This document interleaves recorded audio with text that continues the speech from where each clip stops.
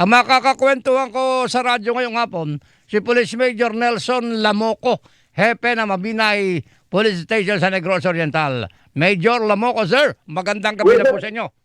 Yes, sir. Magandang gabi po naman sa inyong lahat, sir.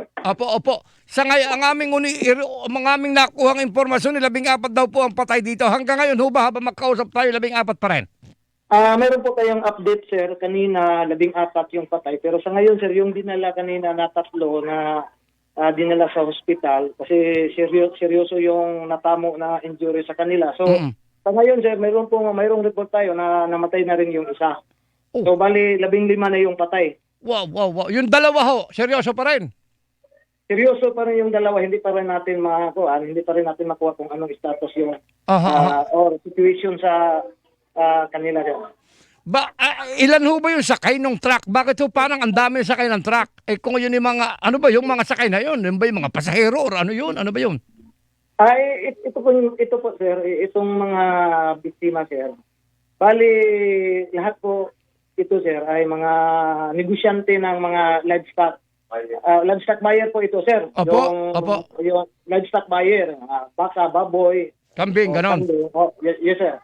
So ngayon, ito yung sasakyan nila na kung saan kumpra sila ng mga hayop, dito nila isinakay yung mga kumpra nila doon sa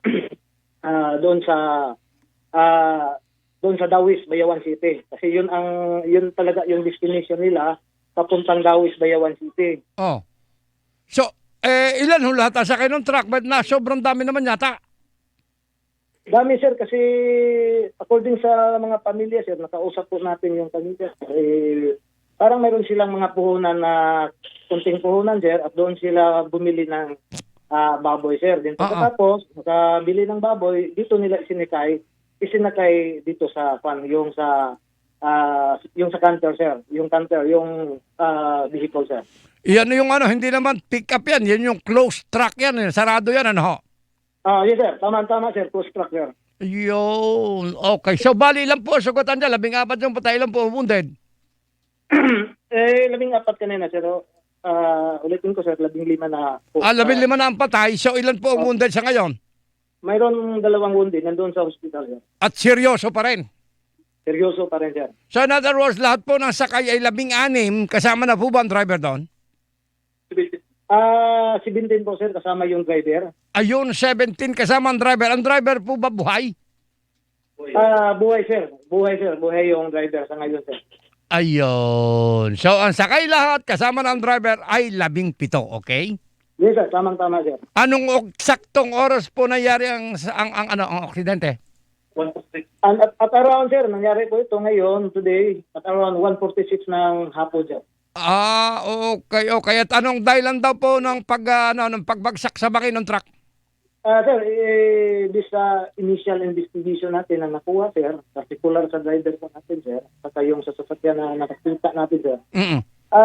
Ito po ay nawala ng, sir, loss of brake, sir. Nawala ng brake yung sasakyan, sir. At Okay. ito po, yes, sir. So, yun hong may-ari ng truck, taga riyan din ho ba? Nakausap nyo na yung may-ari? Patay din, sir. Hindi, sir. Hindi nakausap, sir. Kasi kanina, sir, kasali siya sa sir. Okay. Yes, sir. Hindi nakausap, sir. Hindi ho nakausap yung may-ari ng truck. Yes, sir. Okay. So, ang dami nung sakay ng truck eh. Kung dyan isasakay yung mga hayop na bibilhin, wala nang sasakyan ng hayop dahil puro tao na yan. Bakit ganun? Sa sir, wala pa namang hayop na dinala o binili nila, sir. So para sir, tao lang yung nakasakay sa canter, sir. Papunta pa lang sila sa pagbili kaya wala pang sakay na hayop. Tama, sir. Papunta pa lang sila at bumili ng livestock, sir. Okay, dyan sa ganyang kaso ho, ano ba? Sa tingin nyo, may pananagutan na may-ari ng truck dyan?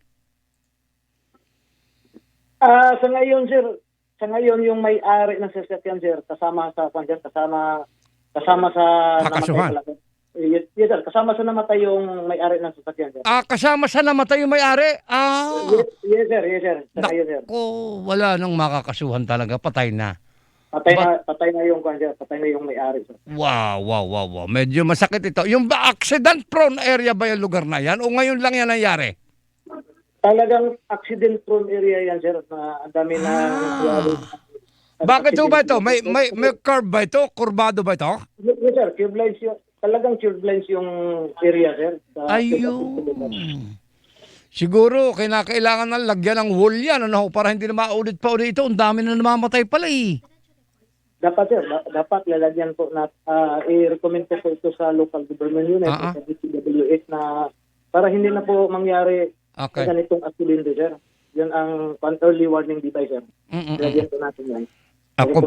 Ako po'y nagpapasalamat ng marami sa inyo, Major, sa inyong pakikikooperasyon sa amin ngayong hapon.